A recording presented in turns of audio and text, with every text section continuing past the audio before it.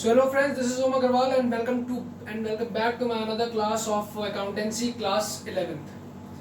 तो हम लोगों ने अपनी जो पिछली लास्ट वीडियो थी उसमें हम लोगों ने फिनिश करा था ट्रेडिशनल मेथड ऑफ अकाउंटिंग पर, और मैंने आप लोगों से बोला था कि आज हम लोग जो है वो journal entries that is the books of original entry उसको स्टार्ट करेंगे। तो उसको स्टार्ट करने से पहले मैंने जैसा कि आपसे प्रॉमिस किया था कि मैं आपको मॉडर्न मेथड ऑफ अकाउंटिंग भी बताऊंगा, जो कि उससे जो ट्रेडिशनल मेथड ऑफ अकाउंटिंग है उससे एक ईजियर वे है एंट्रीज को रिकॉर्ड करने का और एंट्रीज मेक करने का in the whole of accounts. तो आ जाते हैं हम अपने नेक्स्ट टॉपिक पे, जो कि है मॉडर्न मेथड ऑफ अकाउंटिंग। तो मैंने आप लोगों को कल 4 बेसिक अकाउंटिंग टर्म्स एक्सप्लेन करे थे, that is asset, liabilities, income and expenses. तो ये जो मॉडर्न मेथड ऑफ अकाउंटिंग है ये बेसिकली हमसे इन्हीं 4 बेसिक टर्म्स पे फोकस करता है। ये हमसे ये कहता है कि हम अगर कोई भी ट्रांजैक्शन या फिर कोई भी अकाउंट को अपनी बुक्स में रिकॉर्ड करने वाले हैं तो हम उनको इन 4 बेसिक टर्म्स में कैटेगराइज करेंगे, that is the asset, expense, liability और इनकम। अब हमको इसके अकॉर्डिंग उसको आखिर रिकॉर्ड कैसे करना है अपनी बुक पे, जैसे कि personal, real and nominal accounts है तो हमको अपने अपने रूल्स दिए थे अकाउंट्स को डेबिट और क्रेडिट करने के लिए।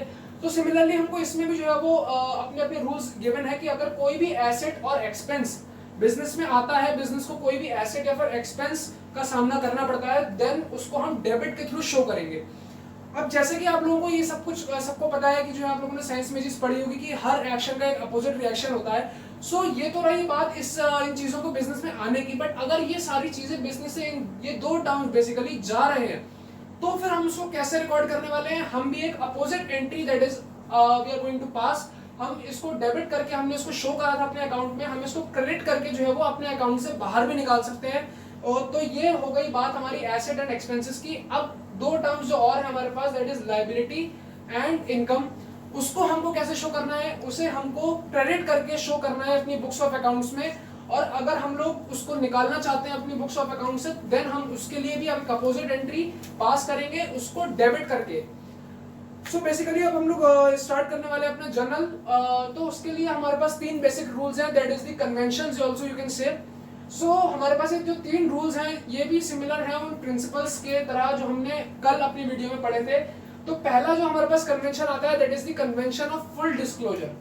अब ये हमसे कहना क्या चाहता है, हमको डिस्क्लोज का मतलब हमको पता है कि किसी भी चीज को अनहाइड करना, किसी भी चीज को पूरी तरह से रिवील कर देना।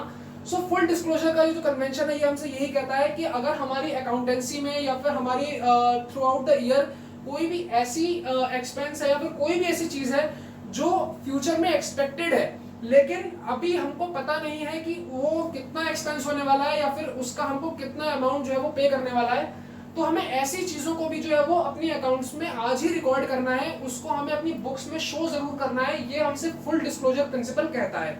अब ऐसी चीजों को एक स्पेसिफिक टर्म से हम लोग डिनोट करते हैं अकाउंटेंसी में, that is the contingent liability.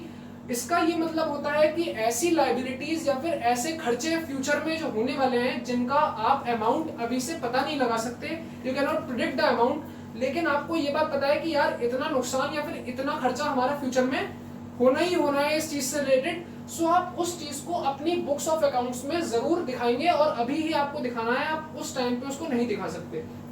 So next हम आते हैं अपने अगले कन्वेंशन पे, that is the convention of materiality. अब जैसे कि मैंने आप सबको से कल बताया था कि जो है वो एसेट, कोई भी अगर ऐसी चीज होती है जो आप लोगों की प्रोडक्शन में या फिर बिजनेस में हेल्प करती है तो उसको आप एक एसेट की टर्म्स में डिनोट करते हैं। तो बेसिकली ये जो कॉन्सेप्ट है मटेरियलिटी कॉन्सेप्ट, ये हमसे ये कहना चाहता है कि ये you can also treat it like an exception case of full disclosure convention. हम लोग इसको एक एक्सेप्शन की तरह भी देखते हैं क्योंकि एक तरफ फुल डिस्क्लोजर प्रिंसिपल है जो हमसे ये बात कहना चाहता है कि हमें अपनी बुक्स में सारी चीजें दिखानी है, लेकिन ये कॉन्सेप्ट हमसे ये कहता है कि कोई ऐसी चीजें भी होती हैं जिनकी मॉनेटरी वैल्यू जो इन टर्म्स ऑफ मनी उसकी वैल्यू होती है वो इतनी कम होती है कि वो हमारे अकाउंट्स पे ज्यादा इफेक्ट नहीं डालती है, वो एक तरह से निग्लेजिबल भी हो सकती है। इसलिए ऐसी चीजों को हमें एक कॉमन ग्रुप के अंदर हम स्पेसिफाई भी कर सकते हैं, उन्हें हमें सेपरेटली दिखाने की कोई जरूरत नहीं है। मैं इसके लिए आपको एक एग्जांपल देना चाहता हूँ। जैसे हम लोग अपनी बुक्स मेंटेन करने के लिए पेन का यूज करते हैं, पेन है या फिर पेंसिल है, ऐसी कोई भी चीज जिसकी वैल्यू मिनिमम 1-2 रुपए हो सकती है, तो ऐसी इस अमाउंट की कोई भी एसेट हमारे बिजनेस की जो अकाउंट्स है उस पर कोई इफेक्ट नहीं डालेगी। इसलिए इस चीज को हम दिखाने की बजाय मिसलीनियस एसेट्स में या फिर मिसलिनियस एक्सपेंस में भी काउंट कर सकते हैं। मिसलिनियस का मतलब होता है ऐसी चीजें जो कि बहुत छोटी भी हैं और जो हम एज एन एक्स्ट्रा चीजें हम उसको काउंट कर सकते हैं। काफी सारी ऐसी चीजें होती हैं जैसे किसी के नाश्ते पानी पे खर्चा हो गया, हमारे बिजनेस में कोई गेस्ट आ गया है हमारे से हमसे मीट करने के लिए मीटिंग में, उसके चाय नाश्ते में हमारा कोई खर्चा हो गया, तो ऐसे जो एक्सपेंसेस होते हैं इन सबको हम मिसलिनियस एक्सपेंसेस के अंडर में डालते हैं। अब हम नेक्स्ट जो हमारा कन्वेंशन आता है that is the convention of conservative.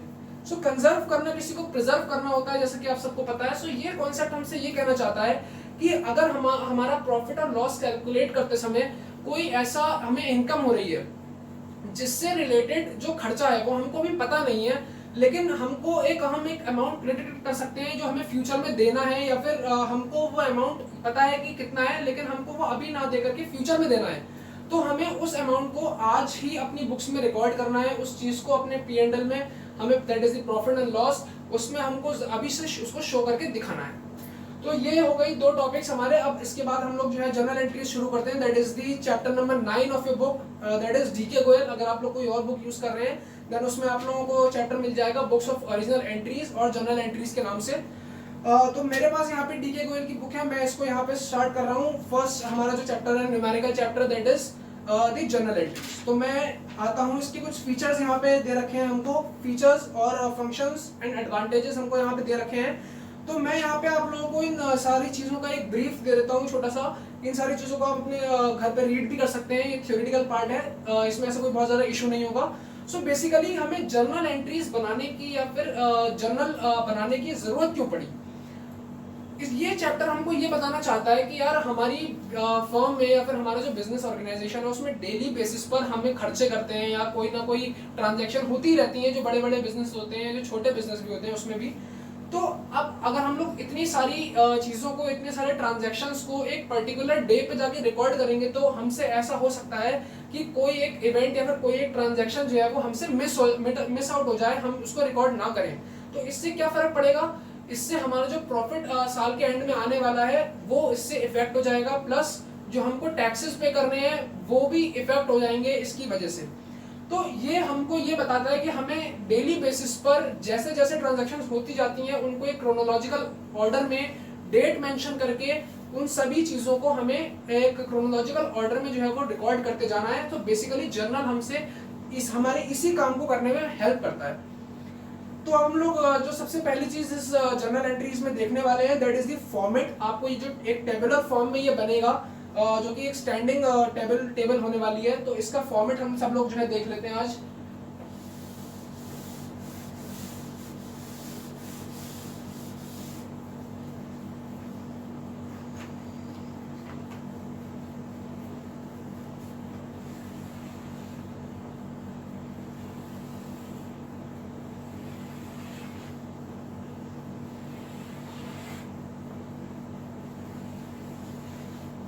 सो हमारा जो फर्स्ट कॉलम है, जैसा कि आप लोग देख सकते हैं कि यहाँ पर हमने 4 कॉलम्स में इसको डिवाइड करा है, एंड सॉरी हम लोगों ने इसको 5 कॉलम्स में सारे डिवाइड करा है। The fifth one is this, let me make it more clear.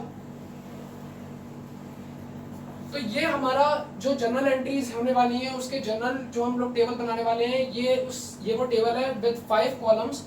सबसे पहले कॉलम में हमको मेंशन करना होता है दैट इज दी डेट, जिस डेट पे हम ये एंट्री रिकॉर्ड करने वाले हैं उस क्रोनोलॉजिकल ऑर्डर में ये डेट रहने वाली है। सेकंड नंबर पे हमारा आता है दैट इज दी पर्टिकुलर्स।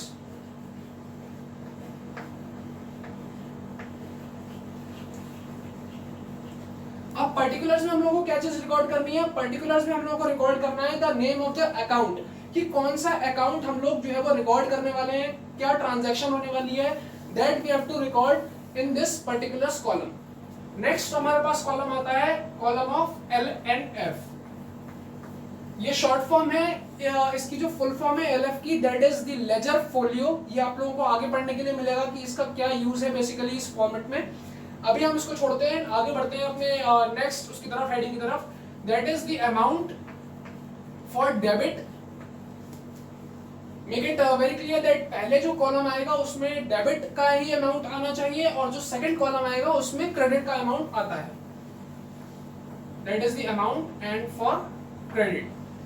ये जो आपका जो amount debit and amount credit का जो पैटर्न है ये through out the accounting same रहने वाला है। हर किसी टेबल में पहला जो कॉलम होगा वो डेबिट का ही होगा और जो सेकंड कॉलम होगा वो हमारे पास क्रेडिट का ही होने वाला है। तो हम बढ़ते हैं बेसिकली इस चीज की तरफ कि यार अब हम लोगों को इस ये जो हम लोगों ने डेबिट एंड क्रेडिट पढ़ा है, लैंग्वेज ऑफ अकाउंट्स और अकाउंट हमको बनाना है, तो अब हमको इसका यूज कैसे करना है इस अकाउंट्स में। तो मैं एक बहुत ही बेसिक एंट्री की तरफ चलता हूँ। पहली एंट्री जो हम लोग लेते हैं बहुत ही ज्यादा इंपॉर्टेंट जो कि एंट्री होती है किसी भी बिजनेस के लिए, कि आज हमारा जो बिजनेस है वो स्टार्ट हो रहा है, तो अब हम बिजनेस को स्टार्ट कैसे करेंगे। आप सबको पता है कि जो है वो मैंने आप लोगों को कल अपनी वीडियो में बताया था कि जो ओनर होता है वो कैपिटल लगाता है बिजनेस में, बिजनेस को स्टार्ट करने के लिए जो इन्वेस्टमेंट करता है उसको हम लोग इन टर्म्स ऑफ कैपिटल देखते हैं, उसको कैपिटल का नाम दिया गया है बिजनेस अकाउंटिंग में। अब उस हमें जो ये अकाउंट है ये हमको डिनोट कैसे करना है इसमें। अब बेसिकली आप लोगों को मैं एक लाइन क्रिएट कर लेता हूँ ऐसे ही कि Ram started business with cash. ये एक हमारा पहला जो लाइन है इसको हम लोग एक एंट्री के फॉर्म में रिकॉर्ड करेंगे। Ram started business with cash, हम लोग कैश का अमाउंट ले लेते हैं 1000 रुपीज फॉर एग्जाम्पल। अब इस चीज को हमें कैसे जो है वो स्टार्ट करना है, मैं आप लोगों को दोनों तरीके से, जो दोनों हमारे मेथड है that is the modern method and the traditional method, मैं दोनों मेथड से आपको करके बताऊंगा यहाँ पर।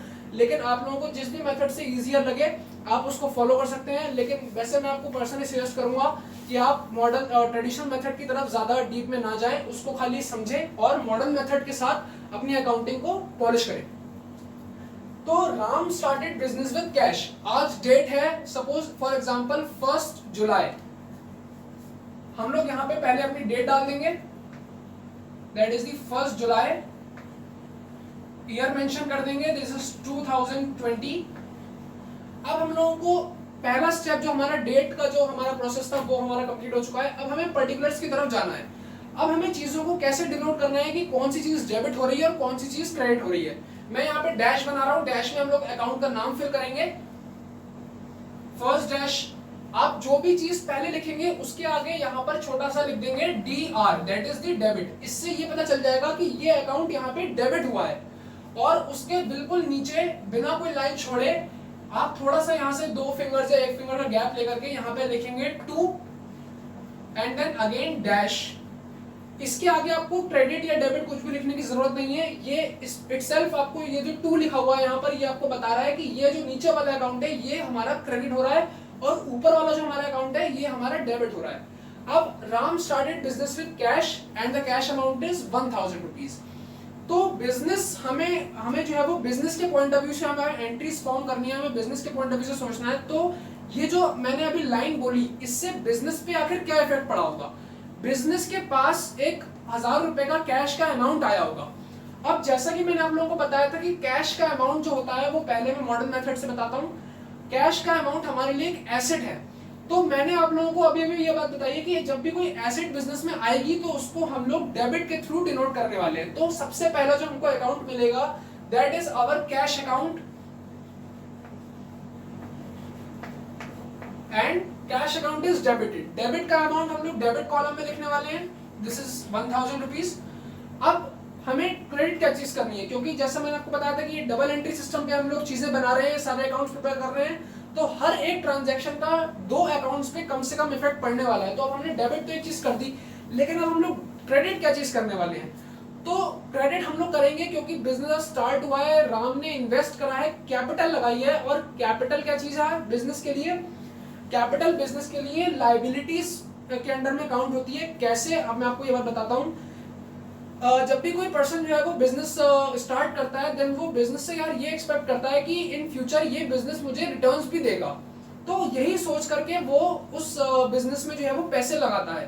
तो इन फ्यूचर बिजनेस की भी ये रिस्पॉन्सिबिलिटी है, बिजनेस के ऊपर ये लायबिलिटी है कि वो उस ओनर को ये पैसे वापस भी करे।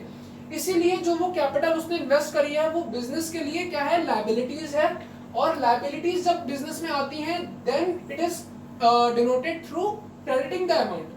तो मैं capital that is the account of the owner, I told you yesterday in my previous class कि कैपिटल का जो अमाउंट है वो बेसिकली बिजनेस के ओनर को डिनोट करता है, इसलिए हम यहाँ पर कैपिटल अकाउंट लिखते हैं।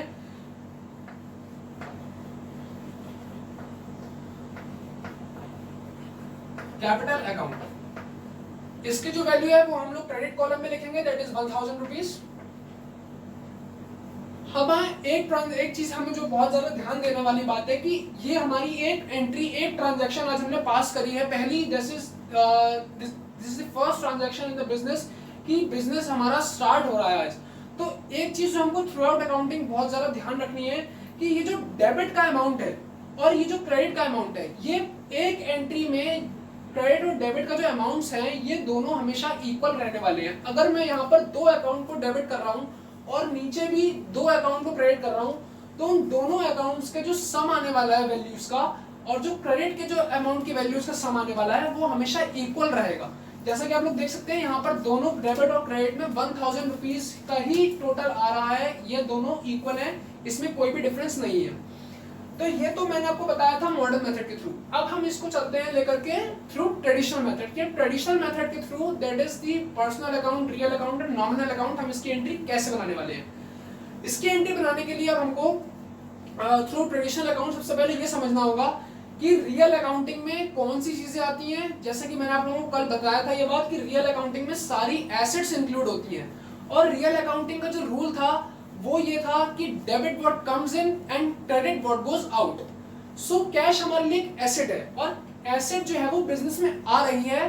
तो रियल अकाउंटिंग के रूल के थ्रू तो सबसे पहले तो हमें ये चीज पता करनी है कि ये कौन से अकाउंट में आता है, क्योंकि ये कैश अकाउंट है, that is the account of asset, ये आएगा हमारा रियल अकाउंट की कैटेगरी में। कल मैंने एक क्वेश्चन भी करवाया था, उसमें ये कैश पेड जो है वो एक पॉइंट था, तो मैंने उसमें वहां पे बताया था कि कैश अकाउंट जो है वो रियल अकाउंट की कैटेगरी में आएगा, क्योंकि ये एक एसेट है हमारे लिए। अब उसके रूल के हिसाब से अगर हम देखें, so debit what comes in, asset है बिजनेस के लिए और ये बिजनेस के पास आ रही है, इसलिए हमने इसको डेबिट करा है।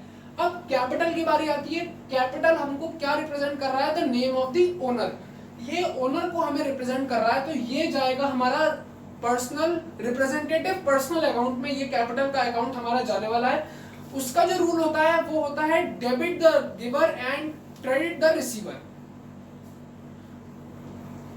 सॉरी, मैं एक्चुअली थोड़ा सा गलत बोल गया हूं, that is the debit the receiver and credit the giver. So basically यहाँ जो ओनर है वो गिवर है बिजनेस के लिए, वो बिजनेस को पैसे दे रहा है, तो कैपिटल का जो अकाउंट है वो पर्सनल रिप्रेजेंटेटिव अकाउंट, क्योंकि उस बिजनेस के पास में पैसे आ रहे हैं, वो एक रिसीवर है बिजनेस और गिवर कौन है, उसका ओनर। तो ओनर का अकाउंट हमने क्रेडिट कराया है उसके रूल के according, that says that debit the receiver and credit the giver. मैं एक बार फिर से रिपीट करता हूं, क्योंकि ओनर जो है वो बिजनेस के लिए गिवर की तरह से काम करने वाला है, इसलिए हमने ये अकाउंट क्रेडिट करा है, क्योंकि पर्सनल अकाउंट का जो रूल है वो हमसे ये कहता है कि debit the receiver and credit the giver. So मुझे लगता है आप लोगों को ये चीज समझ में आ गई होगी दोनों मेथड्स के थ्रू। मैं अब यहाँ से जो है वो इलस्ट्रेशन नंबर 1 यहाँ से मैं पिक करने वाला हूँ। आप लोग अपनी अपनी बुक्स में जो है वो इलस्ट्रेशन नंबर 1 ओपन कर सकते हैं, उसमें ज्यादा डिफरेंस नहीं होगा, आई होप सो। तो मैंने पहली एंट्री यहाँ पे जैसे लिखा हुआ है, दैट इज इलस्ट्रेशन नंबर 1 की Siyaram and sons started business with cash. अब मैंने आप लोगों को एक जो है वो एक इमेजिनेटरी स्टेटमेंट फॉर्म करके स्टार्टिंग बिजनेस विद कैश की मैंने आपको अभी एंट्री बताई है। तो ऐसे ही यहाँ पर भी एक फर्स्ट जो बेसिक एंट्री होती है किसी भी बिजनेस में, वो हमें इस इलस्ट्रेशन में गिवन है, that is Siyaram and sons started business with cash. Cash amount हमको यहाँ पे दे रखा है 50,000 रुपी एंड हमको यहाँ पे डेट गिवन है। आप अगर डेट के कॉलम में जाएंगे तो आपको ये चीज नोटिस में आप लोग ये चीज नोटिस करेंगे कि इस पूरी डेट वाले कॉलम में सिर्फ जैन पहले फर्स्ट के आगे लिखा हुआ है। इसका ये मतलब है कि ये जितनी भी फर्दर ट्रांजैक्शंस हुई हैं ये सारी जनवरी के मंथ में ही हुई है, इसका और किसी भी मंथ से कोई लेना देना नहीं है, इसलिए हमको आगे की डेट्स तो गिवन है लेकिन मंथ के बारे में कोई स्पेसिफिकेशन नहीं गिवन है। अब हम इसकी फर्स्ट एंट्री के थ्रू की तरफ चलते हैं, that is Siyaram and sons started business with cash ₹50,000। तो अब आप लोगों को इसमें ज्यादा चेंजेस नहीं करने हैं, आप सिर्फ यहाँ पर डेट चेंज करेंगे। मैं इसको रब कर रहा हूँ, इसी जगह पे मैं फिर से यूज करूंगा, लेकिन आप लोग जब बनाएंगे तो किसी भी एंट्री को आपको कट नहीं करना है, इरेज नहीं करना है, आपको क्रोनोलॉजिकल ऑर्डर में जैसा कि मैंने बताया है एक के नीचे एक आपको एंट्रीज फॉर्म करते जाना है, और एक एंट्री के बाद 1 या 2 लाइन की आप स्पेस जरूर छोड़ेगा ताकि एंट्री एक दूसरे से डिफरेंशिएट रहे, हमें पता चले कि कौन सी एंट्री किस डेट को की गई है और कहां से एंट्रीज में जो है वो डिफरेंशिएशन है। मैं यहाँ पे पहले उसकी डेट चेंज कर दे रहा हूँ सिर्फ। एंड हमें अमाउंट जो है चेंज करना है. This is the 1st Jan and 2018 and the amount is 50,000. तो जैसा कि आप लोग देख सकते हैं कि अभी भी इस डेबिट और क्रेडिट के कॉलम में अमाउंट का जो सम है वो चेंज नहीं हुआ है. This is the 50,000 and 50,000 in both the columns. Same entry पास होगी और इसके नीचे आपको एक नरेशन जो है लिखनी पड़ती है, बिकॉज जब सामने वाला कोई भी बंदा होगा तो वो इस एंट्री को देखेगा तो हो सकता है उसके माइंड में थोड़ा डाउट जाए कि यार ये किस चीज की बिजनेस है. क्या पता ये ऐसा तो नहीं कि इस बंदे ने जो है वो इन बिटवीन द बिजनेस आज इस बिजनेस में फर्दर इन्वेस्टमेंट करी हो इस बिजनेस को एक्सपेंड करने के लिए. तो उसको हम कैसे स्पेसिफाई करेंगे कि यार हमने ये एक्सपेंड नहीं करा है बिजनेस, आज की डेट में हमने ये बिजनेस को स्टार्ट करा है. इसके लिए हमें एक छोटे से नीचे ब्रैकेट में नरेशन लिखनी पड़ती है उसको स्पेसिफाई करने के लिए. तो हम लोग इसमें कोई सी भी नरेशन जो है वो लिख सकते हैं अपनी मर्जी से, कुछ भी नरेशन फ्रेम करके लिख सकते हैं कि बीइंग बिजनेस स्टार्टेड. आप लोग इस चीज को प्लीज नोट कर लें कि हर एक नरेशन का भी जो है वो मार्क्स होता है इस अकाउंटिंग में. जो भी टीचर इस अकाउंट्स को आपकी जो अकाउंट्स का जब आप पेपर देंगे तो उसको वो चेक करेगा उसको उसमें जब वो आपको मार्क्स डिनोट करेंगे तो आपकी जर्नल एंट्रीज के नीचे नरेशन जो है वो मेंशन है या नहीं है, इस चीज को वो जरूर देखेंगे. जैसे कि आप अपनी बुक में भी जो है देख सकते हैं इसके सॉल्यूशन में ब्रैकेट में नीचे नरेशन दी गई है पहली एंट्री में कि cash bought into the business by Siyarams and sons. तो इन्होंने काफी लंबी नरेशन जो है वो फ्रेम करी है, बट आप इतनी शॉर्ट नरेशन से भी जो है वो इसमें कोई प्रॉब्लम नहीं रहने वाली है. वो सिर्फ एक फॉर्मेलिटी है जो आपको पूरी करनी है. इसलिए आप लोग प्लीज बिल्कुल भी पैनिक मत होइएगा कि आपको हर एक एंट्री के बाद की जो नरेशन है उसको याद करना है. आप अपने पास से कोई सी भी एक छोटी सी नरेशन 2 या 3 वर्ड्स की फ्रेम कर सकते हैं. बस आपको जो कीवर्ड का ध्यान रखना है दैट इज द बीइंग. अब मैं इसकी तरफ चलता हूँ, इसकी नेक्स्ट जो स्टेटमेंट है उसकी तरफ चलता हूँ, that is purchase goods for cash. अब परचेज गुड्स फॉर कैश, मैं आप लोगों को एक बात ये बताना चाहता हूँ कि जैसे हम लोग अपने बिजनेस में कोई भी रॉ मटेरियल वगैरह खरीद रहे हैं, तो अगर वो कोई भी मटेरियल या फिर कोई भी गुड्स हमारे बिजनेस से डायरेक्टली रिलेट करता है तो हम उसको उस गुड्स के नाम से डिनोट नहीं करते, बिकॉज ऐसा जरूरी नहीं है कि हम अपने बिजनेस में सिर्फ एक ही तरीके का जो रॉ मटेरियल है वो परचेज करें. हम अपने बिजनेस में काफी वेरियस टाइप्स के रॉ मटेरियल जो है वो परचेज कर सकते हैं. इसलिए जब हम उसको स्पेसिफिक नाम अगर दे देंगे हर एक रॉ मटेरियल को, देन वो हमारे लिए बहुत ज्यादा मेसी हो जाएगा उसको रिकॉर्ड करना एंट्रीज में. इसलिए हम उसको एक कॉमन नेम दे देते हैं, that is the purchases account. तो हम उन सारी चीजों को, उन सारे रॉ मटेरियल्स के नाम को एक कॉमन नाम that is the purchases account के अंडर में रिकॉर्ड करते हैं. और अगर हम अपनी बिजनेस का कोई भी गुड्स जो है वो सेल कर रहे हैं तो ऐसा भी जरूरी नहीं है कि एक बिजनेस या फिर एक ऑर्गेनाइजेशन खाली एक ही तरीके का प्रोडक्ट जो है वो सेल कर रही हो. जैसे कि मैं अगर स्पोर्ट्स फील्ड में बात करूं, बिकॉज यार मैं स्पोर्ट्स से हूं, तो अगर मैं स्पोर्ट्स फील्ड की तरफ से बात करूं दैट इज उसमें काफी सारी जो है वो चीजें एसजी कंपनी की अगर मैं बात करूं तो वो बनाती है बैट, ग्लव्स या फिर विकेट्स, हेलमेट्स. तो ऐसी चीजों को अगर वो सेपरेटली नोट करने लग गई देन उसके लिए बहुत ज्यादा मैसी हो जाएगा इस सब चीजों को रिकॉर्ड करना. तो जब भी वो सेल करेगी इन सब चीजों को तो उसको भी एक स्पेसिफिक एक कॉमन नेम के अंदर वो हेड में जो है वो डिनोट करेगी, that is the sales account. So sales और परचेजेस जो वर्ड टर्म हम लोग यूज करने वाले हैं वो सिर्फ उस गुड्स से रिलेट करने वाले हैं जो हमारे बिजनेस से डायरेक्टली रिलेटेड है. अब मैं आता हूँ उसकी सेकंड एंट्री की तरफ, that is the purchase goods for cash. Date हम लोग सबसे पहले यहाँ पे नोट करेंगे, दैट इज दी 2 Jan. तो मैं यहाँ पे जो है वो इसको लिख देता हूँ, दैट इज 2 Jan 2018. अब परचेज गुड्स फॉर कैश और हमको यहाँ पे अमाउंट दे रखा है 20,000 रुपीज. तो एक बार फिर से जो है वो मैं कैश की तरफ जाऊंगा. कैश जैसा कि आप सब लोगों को पता है कि एक एसेट होती है बिजनेस के लिए. मैं मॉडर्न मेथड किससे पढ़ा रहा हूँ अभी. कैश जो है वो बिजनेस के लिए एक एसेट होती है. अब हम जब कोई भी चीज परचेज करेंगे तो बिजनेस से वो कैश जो है वो बाहर की तरफ जाएगा, यानी कि बिजनेस वो पैसे को खर्च करने वाला है, एसेट उसके बिजनेस से कम हो जाएगी. तो जैसा कि मैंने अभी आपको यहाँ पे बताया था कि अगर एसेट आती है तो हम डेबिट करते हैं. अब यहाँ पे एसेट जा रही है तो हम उसका अपोजिट एंट्री जो है वो पास करने वाले हैं. तो हम यहाँ पर कैश अकाउंट को क्रेडिट के थ्रू डिनोट करने वाले हैं। क्यों? क्योंकि कैश एक एसेट है और वो बिजनेस से बाहर जा रही है। तो मैं यहां पे डिनोट करूंगा to cash account, that is 20,000 rupees.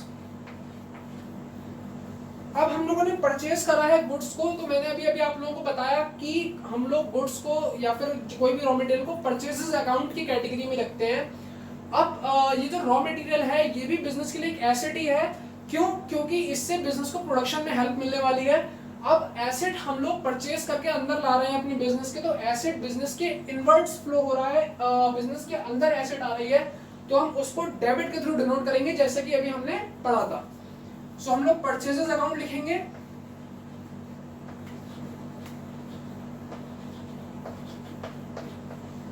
Debit. हम लोग इसका भी अमाउंट जो है वो डेबिट के कॉलम में लिख देंगे। अब इसके नीचे नरेशन क्या आनी चाहिए आप लोग अपने, जैसा कि मैंने बताया था कि आप लोग अपने एक कोई सी भी नरेशन जो है छोटी सी फ्रेम कर सकते हैं। मैं यहाँ पे लिख लेता हूँ बीइंग गुड्स परचेज।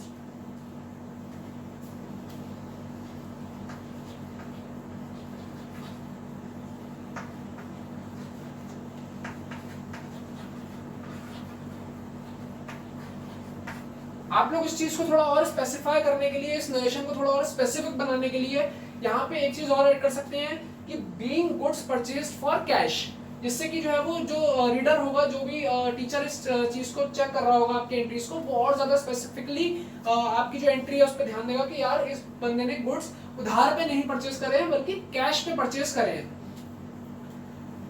तो ऐसे ही जो है वो यहाँ पे सारी एंट्रीज फॉर्म हुई है। जैसे कि मैं अगली एंट्री में यहाँ पे देख रहा हूँ कि यहाँ पर एक छोटा सा डिफरेंस इन्होंने क्रिएट कर दिया गया है। यहाँ पर गुड्स को जो है वो कैश में ना परचेज करके वहां पे उस पर्सन का नाम वहां पे उन्होंने मेंशन करा है जिस पर्सन से उन्होंने उस गुड्स को परचेज करा है। यहाँ पे ये स्टेटमेंट लिखी हुई है, that is purchase goods from Subhash. अब ऐसे केसेस में जहां पे हमको ये बात नहीं पता है कि यार ये गुड्स हमें कैश में खरीदा है या नहीं खरीदा है, स्टेटमेंट में चीज स्पेसिफाइड नहीं है, वहां पे हम लोग क्या करने वाले हैं, इस सिचुएशन में हम लोग कौन सा अकाउंट जो है वो यहाँ पे कैश की जगह पे लिखेंगे, ये हमारे दिमाग में आ रहा होगा। तो मैं आप लोगों को ये चीज बताऊं कि जब भी ऐसी कोई भी सिचुएशन आगे भी किसी स्टेटमेंट में बने जहां पर उसने परचेज जिससे हम कर रहे हैं या फिर जिस भी पार्टी से हम लोग डील कर रहे हैं उसका नाम मेंशन है, लेकिन हमको वहां पे ये चीज स्पेसिफाई नहीं करी गई है कि वो कैश पे चीजें हमने खरीदी हैं या फिर बेची हैं या फिर हमने उधार पे खरीदी बेची है, तो हम यहाँ पे एक अजम्पशन लेकर के चलेंगे। एक चीज हम अपने दिमाग में एक अज्यूम कर लेंगे कि यार इस बंदे ने ये चीज यहाँ पे जो है वो लोन या फिर उधार पे जो है वो करी है। तो यहाँ पे जो उसने गुड्स खरीदा गया है हम इसको अज्यूम करेंगे कि ये गुड्स उसने उधार पे खरीदा है। अब अगर मैंने कोई चीज उधार पे खरीदी तो जिससे मैंने वो चीज उधार पे खरीदी होगी मुझे फ्यूचर में उसको उस चीज के पैसे देने हैं, तो वो पर्सन मेरे लिए एक लायबिलिटी बन चुका है, मुझे उसको वो पैसे देने पड़ेंगे। तो जब भी जो है वो हमारे बिजनेस में लायबिलिटी आती है तो हम उसको क्रेडिट के थ्रू डिनोट करते हैं। तो हम यहाँ पे सुभाष का जो अकाउंट है उसको क्रेडिट के थ्रू डिनोट करेंगे क्योंकि वो एक लायबिलिटी है हमारे लिए, हमको उसको फ्यूचर में उस गुड्स के पैसे देने हैं। तो मैं आपको एक चीज और वो कर दूं स्पेसिफाई कि जो रियल अकाउंट के अंडर में जो चीजें आती हैं उन चीजों के जो भी पर्सन के जो नाम होता है, कोई भी अगर नेचुरल पर्सनल अकाउंट है उसके नाम के आगे हम कभी भी ऐसे अकाउंट वर्ड को डिनोट नहीं करते हैं, हम सिंपली सिर्फ उसका नाम लिखते हैं टू राम, या यहाँ पे अगर मैं बात करूँ तो टू सुभाष। आप लोग अपनी इस जनरल की जो है वो सोल्यूशन में सोल्यूशन नंबर जो थर्ड एंट्री है उसमें चेक कर सकते हैं। इन लोगों ने भी टू सुभाष के आगे अकाउंट वर्ड का यूज नहीं करा है। क्यों? क्योंकि ये कोई एक वैसा हम लोगों ने जो है वो एक अकाउंट इसका कोई मेंटेन वैसा नहीं करा है, ये सिंपली हमारे लिए एक लायबिलिटी है, एक पर्सन है, ये कोई अकाउंट नहीं है हमारे लिए।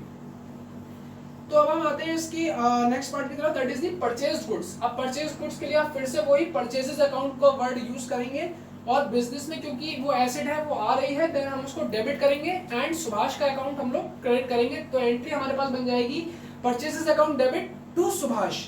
हम लोग अमाउंट मेंशन कर देंगे डेबिट एंड क्रेडिट कॉलम में सेपरेटली। तो इसी तरह से जो है वो हम लोग सारे उसमें जो है फॉर्म करने वाले हैं। अब मैं यहाँ पर एक आप लोगों से एक चीज, जैसे मुझे यहाँ पे अभी एक एंट्री और जो है दिख रही है, ये थोड़ी सी अलग एंट्री है, इसके लिए आप लोग देख सकते हैं the entry number the entry made on January 10th। इस एंट्री की जो स्टेटमेंट है उसमें लिखा हुआ है कि पेड कैश टू सुभाष। जैसा कि हम लोगों ने अभी अभी एक चीज पढ़ी है कि ऊपर जो हमारा जो भी हमारा वो है सिया रामजन सन्स यहाँ पे बिजनेस ओनर्स हैं, तो सिया रामजन सन्स ने अभी अभी सुभाष से उधार पे सामान खरीदा था और अब नीचे यहाँ पे मेंशन है कि यार उसने जो है वो पेड कैश टू सुभाष, उसने अब सुभाष को वो कैश जो है वो पे करा है। तो अब ऐसी सिचुएशन को हम लोग कैसे जो है वो डील करने वाले हैं, अब हम ये सीखते हैं। तो मैं इस चीज को यहाँ पे जो है रब कर देता हूँ। मैं इस अकाउंटिंग मेथड को यहाँ पे रब नहीं कर रहा हूँ बिकॉज इससे आप लोगों को समझने में आसानी होगी।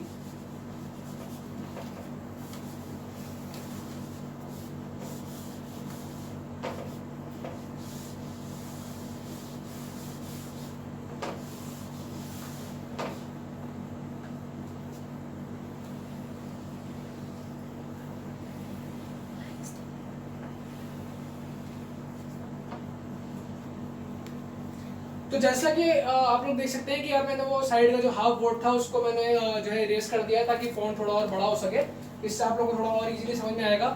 तो सबसे पहली चीज हमको जो यहाँ पे जो है डेट मेंशन करनी है। मैं अभी ये कॉलम छोड़ दे रहा हूँ, आप लोग खुद मेंशन कर सकते हैं। मैं डायरेक्टली जो है वो एंट्रीज पे आता हूँ। तो यहाँ पे एंट्री ये कहती है कि पेड कैश टू सुभाष। मैं आप लोगों को पहली वाली जो एंट्री है जिससे पहले जो हम लोगों ने उधार पे गुड्स खरीदा था उसको पहले मैं यहाँ पे फ्रेम करता हूँ। That is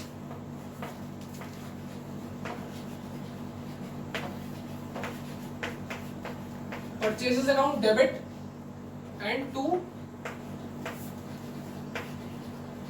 Subhash.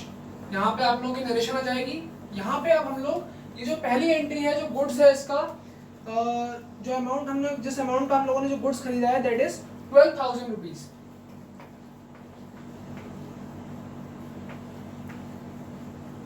अब जो हमसे नेक्स्ट एंट्री कह रही है वो हमसे ये कह रही है कि पेड कैश टू सुभाष। वहां पे गुड्स की कोई भी बात नहीं हो रही है। तो ये एंट्री अब हमसे बेसिकली ये कहना चाहती है कि यहाँ जो गुड्स हमने उससे उधार पे खरीदा था 12,000 रुपए का, उस गुड्स के जो हमने पैसे हैं वो उसको वापस अब हमने उसको उसके पैसे पे करे हैं। उस ये जो हमने यहाँ पे लायबिलिटी हमारी क्रिएट हो गई थी, इसका मतलब कि अब ये लायबिलिटी जो है वो हमारी खत्म हो जाएगी क्योंकि हमने उसको वो पैसे पे कर दिए हैं। तो अब हमें ये अकाउंट देख कर कैसे पता चलेगा कि यार ये हमारी जो लायबिलिटी है ये खत्म हुई है या नहीं, वो अभी जब मैं एंट्री आपको फ्रेम कर दूंगा देन आप लोग अपने आप भी समझ सकते हैं इस चीज को। तो हमारा जो अमाउंट जो उसने पे करा है सुभाष को दैट इज 8,000 रुपीज। अब जैसा कि मैंने आप लोगों को बताया था कि सुभाष लायबिलिटी है और लायबिलिटी बिजनेस में आई है तो क्रेडिट हुई है। अब हमें इस लायबिलिटी को खत्म करना है, इसके अपोजिट हमको जो है वो एंट्री में रिकॉर्ड करना है। जब ये आया है बिजनेस में तो हमने इसको क्रेडिट के थ्रू डिनोट करा है। अब ये जा रहा है बिजनेस से, ये लायबिलिटी खत्म हो रही है तो अब हम इसका अकाउंट को डेबिट करने वाले हैं। This is Subhash debit. अब बिजनेस से कैश भी जा रहा है, क्यों? क्योंकि उसने उसको पैसे जब पे करे हैं तो वो इन टर्म्स ऑफ कैश पे करे हैं। वहां पे लिखा हुआ है कि पेड कैश टू सुभाष। तो कैश बिजनेस के लिए एसेट है, बिजनेस के पास से वो एसेट जा रही है तो अब हम उस एसेट को क्रेडिट के थ्रू डिनोट करने वाले हैं। Cash account to cash account. कितने रुपए जा रहे हैं? 8,000 रुपए हमने उसको दिए हैं तो हमारे जो कैश अकाउंट है उसमें से भी 8,000 रुपए ही कम हो गए होंगे। अब हम लोग एक चीज यहाँ पे जो है देख पा रहे हैं कि यहाँ पे हम लोगों ने जो लायबिलिटी क्रिएट हुई थी यार वो 12,000 रुपए की हुई थी, लेकिन यहाँ पर जो सुभाष को हमने डेबिट करा है, अपनी जो लायबिलिटी है उसको खत्म करा है, वो सिर्फ 8,000 रुपए से करा है। इसका मतलब कि 4,000 रुपए अभी भी हमारे ऊपर लायबिलिटी बाकी है। सुभाष का अकाउंट पूरी तरह से अभी बंद नहीं हुआ है। किसी भी अकाउंट को बंद करने के लिए वो अकाउंट जितने भी अमाउंट से डेबिट या फिर क्रेडिट हो रहा होगा हमें उसको उतने ही अमाउंट से उसका अपोजिट एक्शन करवाना है। जैसे कि सुभाष यहाँ पर 12,000 रुपए से क्रेडिट के थ्रू अकाउंट्स में आया है। अब जब ये अकाउंट से बाहर जाएगा हमारी ये लायबिलिटी खत्म होगी तो ये डेबिट होगा पूरे 12,000 रुपए से, तभी ये लायबिलिटी हमारी खत्म मानी जाएगी। अब जैसा कि आप लोग यहाँ पे देख सकते हैं कि ये जो सुभाष का अकाउंट है ये अभी सिर्फ 8,000 रुपए से ही जो है डेबिट हुआ है। इसका मतलब अभी भी 4,000 रुपए की लायबिलिटीज हमारे ऊपर बची हुई है, वो खत्म नहीं हुई है। अब हम लोग ये चीज चेक करेंगे कि यार फर्दर तो इस उसमें जो है वो कोई इसके बारे में कोई इंफॉर्मेशन जो है नहीं गिवन है, या फिर अगर कोई ऐसा क्वेश्चन आप लोगों के पास आपको आगे मिलता है जिसमें आपको डायरेक्टली इस वाली एंट्री से रिलेटेड जो है वो चीज एंट्री देखने को मिल रही है, फॉर्म करनी पड़ रही है, that is paid cash to Subhash. तो आप लोगों को ये चेक करना पड़ेगा कि यार ऊपर सुभाष के बारे में कोई भी बात तो नहीं कही गई है, कि ऊपर जो क्वेश्चन जो हमने छोड़ दिया है, ऊपर का जो क्वेश्चन हमारे पास है उसमें सुभाष से रिलेटेड कोई इंफॉर्मेशन हमको गिवन तो नहीं है। अगर वो इंफॉर्मेशन, जैसे कि यहाँ पर हमारे पास इस स्टेटमेंट से पहले ये चीज गिवन थी कि सुभाष से हम लोगों ने जो है सामान खरीदा है, इसीलिए हमने इसको यहाँ पर लाइबिलिटीज में क्रिएट करा था और अब हमने इस स्टेटमेंट में इस लाइबिलिटी को खत्म करा था। तो ऐसा भी हो सकता है कि हम लोगों को इस सुभाष के बारे में या फिर कोई भी और अदर पर्सन के बारे में कोई भी ऊपर इंफॉर्मेशन ना गिवन हो, डायरेक्टली यही स्टेटमेंट हमें गिवन हो। तो ऐसी सिचुएशन में हम लोग क्या करेंगे, क्योंकि सुभाष का अकाउंट हमने ऊपर तो कभी खोला ही नहीं और सुभाष हमारे लिए लाइबिलिटी है, इसलिए उसका अकाउंट हम लोग डेबिट के थ्रू खोल भी नहीं सकते। तो ऐसे केसेस से हमको क्या समझ में आता है इस एंट्री को देख करके, अगर मैं ऊपर वाली एंट्री को हाइड कर दूं तो आप लोगों को इस एंट्री को देख करके ये लगेगा कि ये जो सुभाष का जो अकाउंट है ये डेबिट के थ्रू खुल रहा है।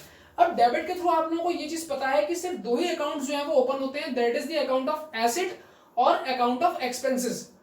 अब यहाँ पे सुभाष का अकाउंट क्योंकि डेबिट से खुल रहा है तो ये लाइबिलिटीज या इनकम तो नहीं हो सकती, या तो ये अकाउंट एसेट है या फिर ये अकाउंट एक्सपेंस है हमारे लिए। अब हमें ये कैसे पता चलेगा कि इन दोनों में से हमने चार बेसिक टर्म्स में से इसको दो टर्म्स में जो है वो डिफरेंशिएट कर दिया है। अब हमें ये कैसे पता चलेगा कि इन दोनों टर्म्स में से ये अकाउंट कौन से वाले स्पेसिफिक टर्म से रिलेटेड है, या कि क्या ये एसेट है और क्या ये एक्सपेंस है, हमें ये कैसे बात पता चलने वाली है। तो इसका एक बहुत ही सिंपल सा तरीका है, आप लोग ये चीज देख सकते हैं कि यहाँ पर कैश अकाउंट जो है वो क्रेडिट हुआ है, इसका मतलब यह है कि हमारे बिजनेस से पैसे गए हैं। आप इस एंट्री को अपनी एक नॉर्मल लैंग्वेज में जो है वो रीड करना सीखिए कि जो है यहाँ पर लिखा हुआ है cash account to cash account, इसका मतलब ये अकाउंट क्रेडिट हो रहा है। अब कैश का अकाउंट अगर क्रेडिट होता है तो इसका क्या मतलब है कि एसेट हमारे बिजनेस से बाहर जा रही है। कैश हमारे बिजनेस से बाहर गया है तो वो सिर्फ दो ही कंडीशन में बाहर जा सकता है, जैसा कि आप लोगों को खुद भी ये चीज जो है वो एक कॉमन सेंस की बात है यार, कि कैश जो है वो सिर्फ दो ही चीजों में बाहर जाएगा, या तो हमने किसी को वो कैश उधार दिया हो या फिर हमने उस कैश से कोई चीज परचेज कर ली हो। अब यहाँ पे सुभाष तो एक पर्सन है, हम किसी पर्सन को तो खरीद नहीं सकते, और ना ही हम लोगों ने यहाँ पर जो है वो अब हम लोग जैसे कि यहाँ पे ये दिख रहा है कि यार अब जो है एक ऑप्शन तो हमारे पास खत्म हो चुका है कि हम लोगों ने कोई चीज परचेज तो नहीं करी है। तो हमारे पास जो दूसरा ऑप्शन बचता है दैट इज कि हमने सुभाष को जो है वो लोन दिया है यहाँ पर इस केस में। तो इस केस के लिए सुभाष हमारे लिए एसेट बन चुका है और इसीलिए उसका अकाउंट यहाँ पे डेबिट के थ्रू ओपन हुआ है। कैसे अब हमें पता चला कि ये एसेट बन चुका है, क्योंकि एसेट वो चीज होती है जिससे फ्यूचर में हमको पैसे मिले, और सुभाष हमको फ्यूचर में हमारा जो लोन का पैसा है उसको हमें चुकाएगा तो हमको उसके थ्रू फ्यूचर में पैसे मिलेंगे। इसीलिए सुभाष हमारे लिए यहाँ पे एक एसेट की तरह काम कर रहा है और उसका अकाउंट हम लोगों ने डेबिट के थ्रू ओपन करा है। तो ये कुछ पॉइंट्स हैं जिनका आपको जो है वो ध्यान देना है, एक एंट्री को कैसे अपनी लैंग्वेज में आपको रीड करना है। अगर सिर्फ एंट्रीज आपको गिवन है तो कैसे आप उस अकाउंट को जो है समझेंगे कि यार ये अकाउंट हमसे क्या कहना चाहता है। ये ऐसे ही आप जो रूल्स मैंने अभी आपको बताए हैं उसके थ्रू इन चीजों को स्टेप बाय स्टेप हर एक अकाउंट को आप डिफरेंशिएट करिए, उससे आप लोग उसके बाद आप एक प्रोसेस ऑफ एलिमिनेशन होता है उसको आप लोग अप्लाई करेंगे कि ये पर्टिकुलर अकाउंट क्या इस कंडीशन में इस पर्टिकुलर टर्म में फिट बैठ रहा है या नहीं। जैसे कि मैंने अभी आपको यहाँ पे करके दिखाया था कि ये अकाउंट परचेजेस अकाउंट में या फिर एसेट उसके एक्सपेंसेस के अकाउंट में फिट नहीं बैठ रहा है, इसलिए ये बचा एसेट का अकाउंट, तो ये एसेट का अकाउंट है। इसी तरह से आप लोग एलिमिनेशन मेथड पे जो है वो यूज करेंगे और अपने अकाउंट्स को जो है वो कैटेगराइज करने में आपको मदद मिलेगी। और मैं आप लोगों से यही पर्सनली सजेस्ट करूंगा कि प्लीज ट्रेडिशनल मेथड की तरफ जो है वो ज्यादा फोकस ना करें। वो एक चीज समझने की थी, आप लोगों ने समझ ली है, बट ज्यादातर आपको entries modern method of accounting के थ्रू फ्रेम ही करनी है, उससे आप लोगों को चीजें इजी भी रहेंगी और ज्यादा जल्दी समझ में भी आएंगी। सो आज की क्लास जो है वो मैं यहीं पे खत्म करता हूँ। अब इसके आगे कुछ और मुझे यहाँ पे न्यूमेरिकल्स दिख रहे हैं, मैं आप लोगों को सजेस्ट करूंगा कि ये जो आगे छोटी सी एक थ्योरी यहाँ पे दिख रही है कि उस जो है वो जो यहाँ इलस्ट्रेशन नंबर 1 है उसका एक्सप्लेनेशन भी यहाँ पे दिया गया है। अगर आप लोगों को यहाँ से कोई चीज समझ में ना आ रही हो देन आप इस सॉल्व क्वेश्चन का जो नीचे एक्सप्लेनेशन दिया हुआ है इसको रीड कर सकते हैं, हर एक एंट्री को पढ़ सकते हैं, समझ सकते हैं। और फिर भी अगर आपको कोई चीज जो है नहीं समझ में आती है मेरे मेथड्स को अप्लाई करने के बाद भी देन आप मुझको जो है वो डायरेक्टली जो है अपने डाउट्स क्लियर कर सकते हैं थ्रू माय कांटेक्ट और giving me a message on my WhatsApp, जो कि नीचे डिस्क्रिप्शन बॉक्स पे ऑलरेडी गिवन है। तो आज की क्लास में यहीं पर जो है समाप्त खत्म करता हूँ। आगे इसमें फर्दर और इलस्ट्रेशंस हैं, आप चाहें तो अगर अपने एस्पेक्ट से उनको अपने लेवल से उनको सॉल्व करने की कोशिश कर सकते हैं। इससे आप लोग थोड़ा और शार्पन होंगे और जो चीज़ आपको समझ में ना आए आप लोग मुझसे पूछ सकते हैं। सो ओके क्लास, हम लोग कल मिलेंगे अब, और इसके साथ में हम लोग कुछ और इंपॉर्टेंट पॉइंट्स और टॉपिक्स को डिस्कस करेंगे जनरल एंट्रीज के थ्रू ही, जनरल एंट्रीज के चैप्टर में ही। So thank you and all the best.